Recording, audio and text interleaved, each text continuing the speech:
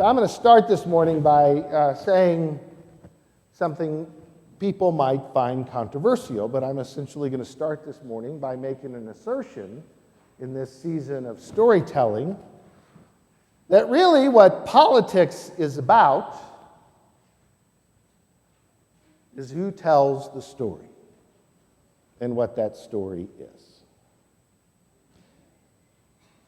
Now, I thought of that in part because this past Wednesday I participate every month, once a month, with this Interfaith Alliance, which is a group of clergy leaders in different faith traditions. And we gather once a month to kind of have fellowship and also to discuss and have conversation about current events and things like that. I think the big part of the reason that really drives most clergy to come to that is the donuts. But we have people of different faiths, Muslim, Jewish, Christian, and our practice is someone from the group is identified to come forward and share article, something they print off from a magazine, something that would spark our conversation around current events and what's going on in the world and how we think about that as people of faith. And this past Wednesday, there was the person who led us offered a very interesting article.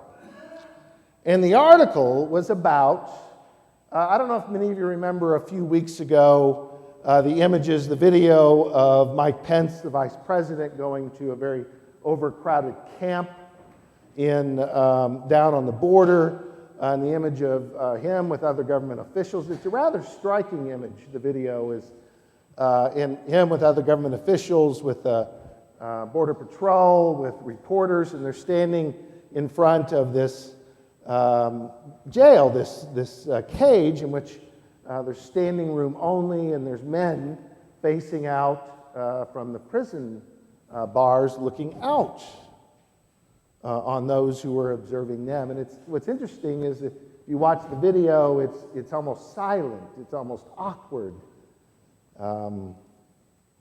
It's a painful image.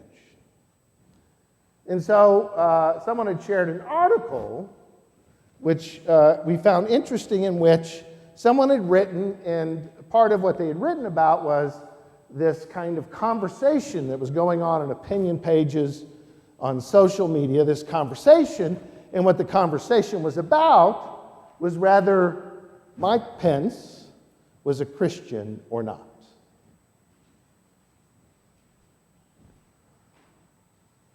And what was interesting about that is that raised all kinds of questions in social media, and people arguing and going back and forth. And the person who had written this article said that's the wrong road to walk down. That question of whether he is Christian or not, that in many ways Mike Pence has become a symbol for some of a particular kind of Christianity. Both good for some and bad for others. The story, it depends on the story we tell about it. But this person who had written this article was making a point that we are missing the point when it becomes about whether they are Christian or non-Christian. That when you go down that road, it doesn't really deal with what the powerful issue is, what the most human issue is, what is the most difficult thing to wrap our head around, which is people identified as Christian can have such significantly different understandings and stories about what that means, that it doesn't really wrestle with the heart of the issue, the complexity of the human condition, that says humans can hold to certain stories and so interpret them so differently that one sees one thing when that looks at that image and one sees another. And to be quite honest, I was a little bit nervous about mentioning it this morning, because we have so much wrapped around our particular own stories. And what's interesting about the West in our world today, even more so than any time in our history, I think, is our stories are very much stories about dividing the world up in dualistic ways. That the way in which we tell our stories, politically or even socially, is our stories about dividing the world up, and that was the point of this author. We spend more time dividing the world up into Christian, non-Christian, person of faith, non-faith, citizen, non-citizen, that we spend so much time seeing the world in this way in which we encounter the world in this dualistic fashion. We're the good guys, they're the bad guys. And in many ways, one might say that's the story of how we perceive the world. And one could argue that politicians use that story to divide us even further. Right? Whether it's a tweet or words, it's about division, about seeing the world as the good guys versus the bad guys. And if you think about it, if ever there's a story about when you look at that image of the vice president and the government on one side and these refugees, these men packed so tight you can't even sit down, it's hard. I'm not sure I can get there, but it's hard not to see the world in those dualistic terms. And maybe, I have to confess, maybe that's where we end up. I don't know.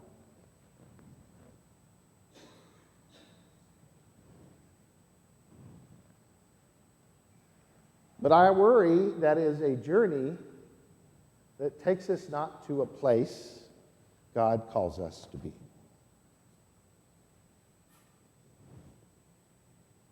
That God calls us to a different way of seeing. Now, it may seem weird to connect this to the story of Mary and Martha, but don't we often use the story of Mary and Martha as dualistic terms? Well, I'm a Mary. I'm a prayer. I'm not a Martha. Well, no, they're a Martha. They're doing all the work, right? So in many ways, we kind of jokingly, I think, kind of identify with one or the other and divide the world up. There are Mary and Marthas, But I think we know at heart that all of us probably have each aspect within ourselves. All of us have a Mary and Martha within us. Times of prayer and times of work for hospitality. And in fact, that would seem the story would be telling us, see the good Mary and the bad Martha, right? In part, we kind of think that way because that's how we think in our society and culture. When in fact, this story is far more radical than that.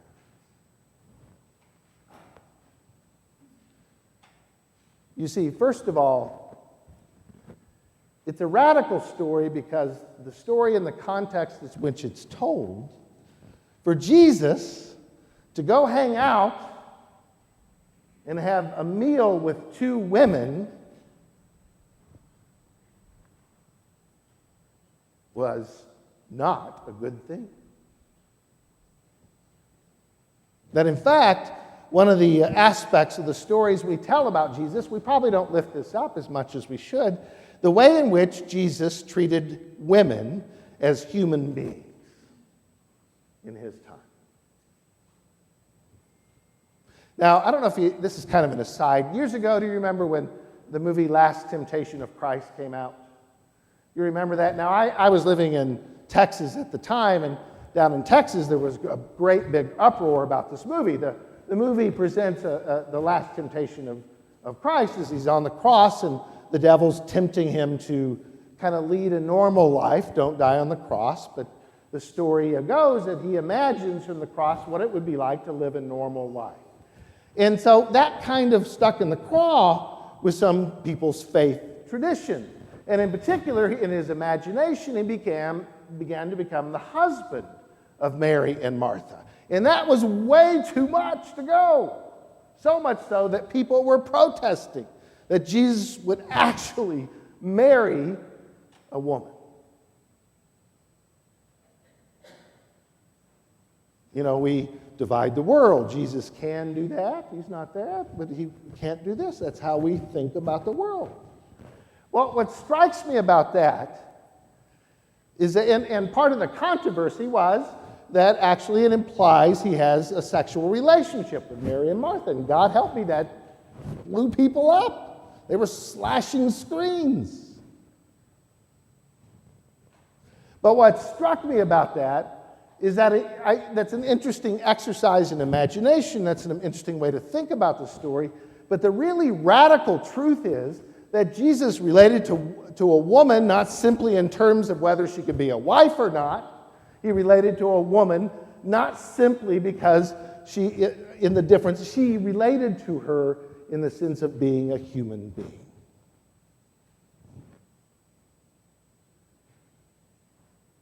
Another human being to be connected to, which to us maybe doesn't sound too radical these days, hopefully, but in his time was beyond imagining. In other words, Martha was doing what she was supposed to be doing. Women are supposed to take care of her. She was supposed to show hospitality. She was supposed to prepare the food, wash the feet. Mary was doing the very thing that women weren't allowed to do. She was sitting down and listening and relating to Jesus as a human being. Now, that's one of the stories we tell in politics, who's human and who's not, right? So a big part of this story is that Jesus related to Mary, and she related to him as human beings. Mutual listening and sharing and conversation.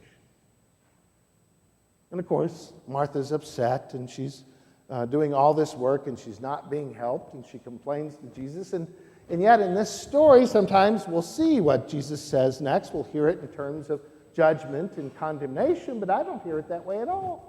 Mary, Mary, Mary, he says. You are so distracted by so many things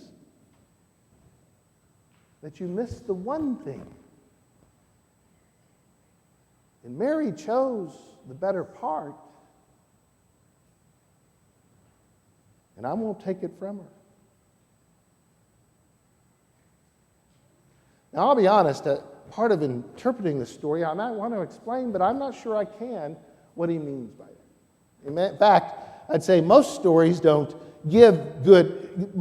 stories don't give you one right answer. They raise a question that you have to live with.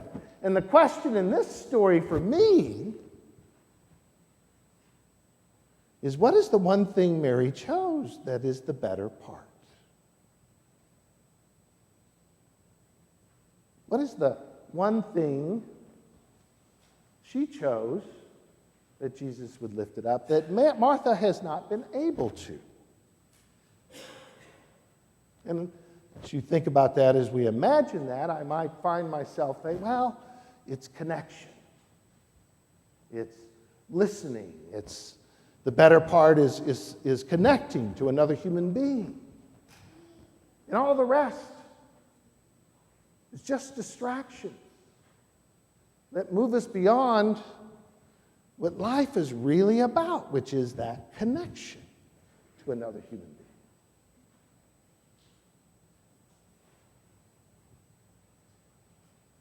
Now, what's interesting in our stories in the Bible are often stories that divide the world up. If you read through the scriptures, it seems like we're dividing the stories up. We're dividing the world up into good and bad people, a kind of Manichaean vision of the world, that there's good people and evil people. And I'm not so sure I can say there isn't evil in the world. But it's interesting how all our stories seem to make the people who disagree with us those that are evil. And that the stories that we follow with many of our politicians, it's about dividing ourselves rather than connecting ourselves.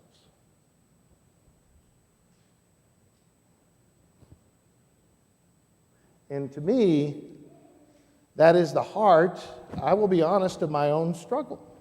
Because I have those I would agree with and say, this is just wrong. But it seems far more challenging for me that the story of the Christian faith is one in which the Christ isn't only present in the people who agree with me. The Christ is present in everyone.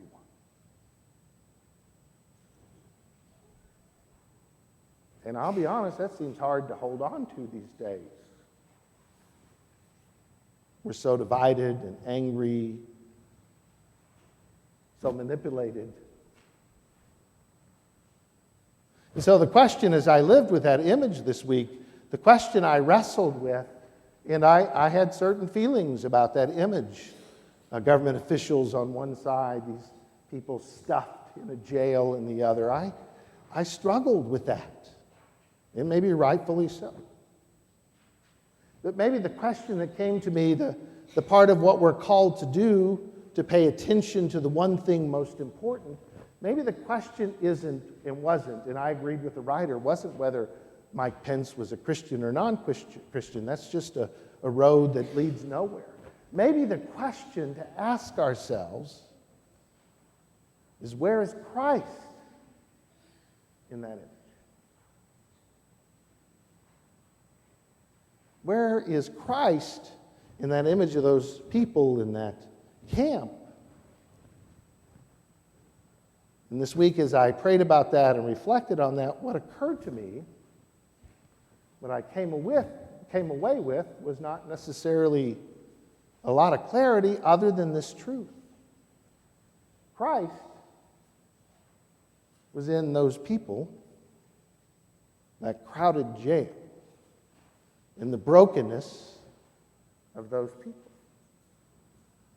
Christ was present in the brokenness of a system that results in that. Christ is present in all our brokenness.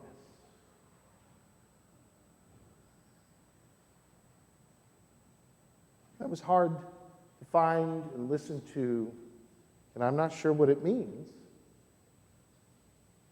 but I'm going to try. In the name of Jesus Christ our Lord, amen.